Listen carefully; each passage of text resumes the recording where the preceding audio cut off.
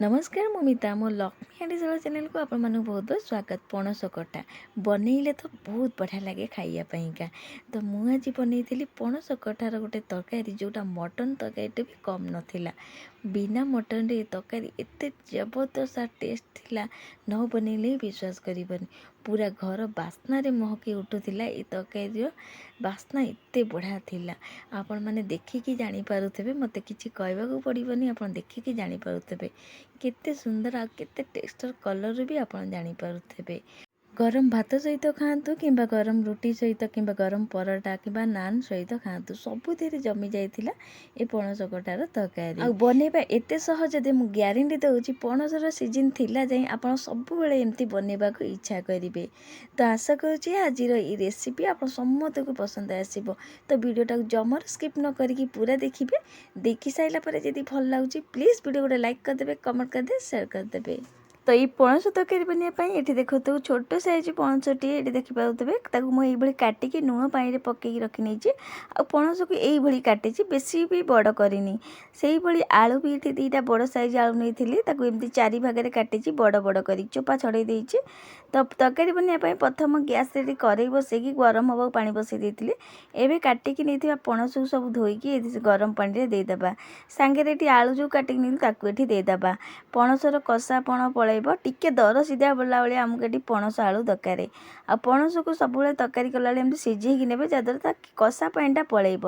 तो ये लुण ये दे स्वाद अनुसार हलदी हाफ चामची भल भाव मिसेकी आम घोरेकी छाड़देबा 5-10 मिनट जाए बढ़िया भाव टिके नाकू सीझापी दर सीझा ये आमको दरकार।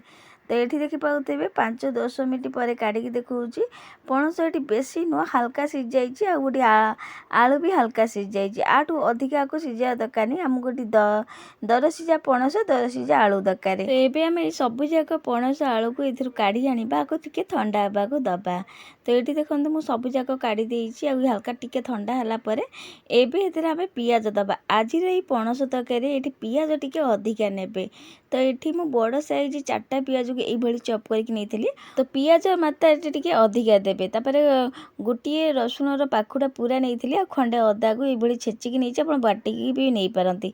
छेचा यदि ने बहुत बढ़िया लगे। हाफ चमच जीरा गुंड, हाफ चमच धनिया गुंड ये देदेबा। हाफ चमच टे कम हम हलदी दे दूची। ये घर तैयारी लंका गुंड हाफ चमच दे दूची। स्वाद अनुसार लुण देखिकी देवे कहीं सीझेला बेलू। गोटे चमच ये दे दूची मीट मसला।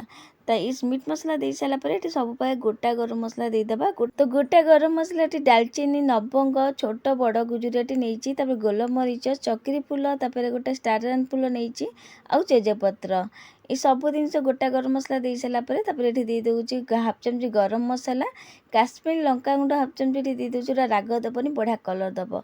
2टा कंचा लंका ये आम देदेबा सोरिष तेल 2 चामच। ये सब जिनस को आम भल भाव दे सारापर मिसई नबा। हाथ में हो कि चटुरी एमती मिसई ने बढ़िया भाव सब जिनस को एमती मिसई दबा जमी भल भाव सब जिनस मिसीज।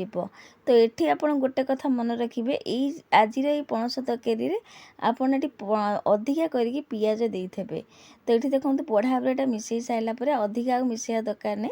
तो ये देखो पारे मुझे गैस पुणी कड़े बसई देती से गोटे चमच खंडे तेल दे देती। तेल टिके नाक गरम है चारिड़े तेलटा एमती कड़े लगे नवा।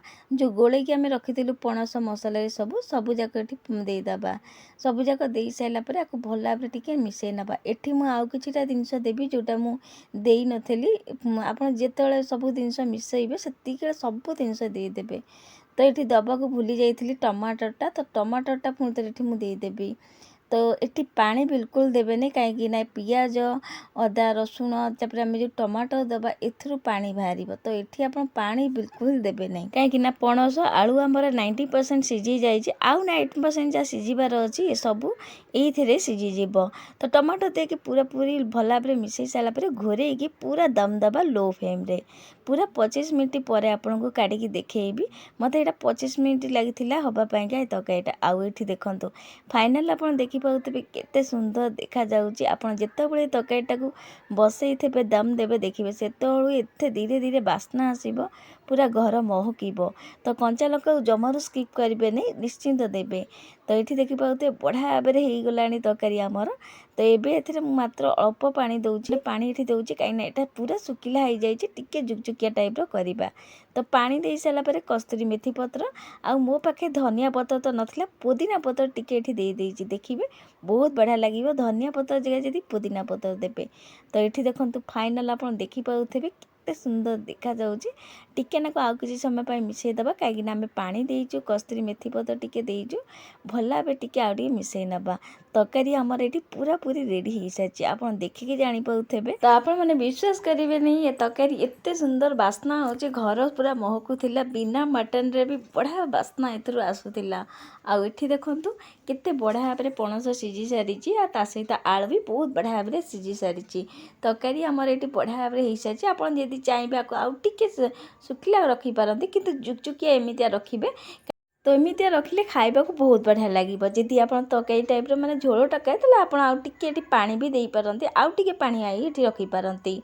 तो मु आको एमती जुकजुकिया रखिछि। तो एबे आको भला भाव मिसै साला पर गैस को लिभेई किछि समय पय घोरै की छाडी दबा।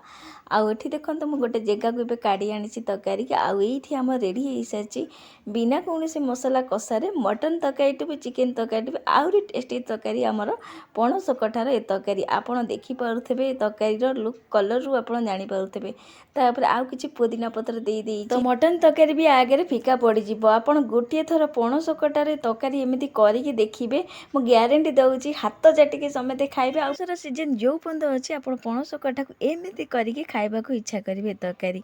आउ ई तरकारी आगे मटन तरकारी भी आपण भूली जिवे, एते टेस्ट लागिबा, जबरदस्त टेस्ट भी थिला। आउ ई पणस कठार ई टेस्टी तरकारी आपण गरम भात सहित खांतु, किबा रुटी नान परोटा सबु धेरे जमिबो, एते बढ़िया लागिबो खाइबा पई। ना गोटे थर न बनैले ही विश्वास करी हबो नै। आ बनैबा तरकारी केते सहज तो आपण माने देखिले, निश्चिंत थरे घरे बनातु, निजे खातु, घर लोक समूह खाइबा दियंतु।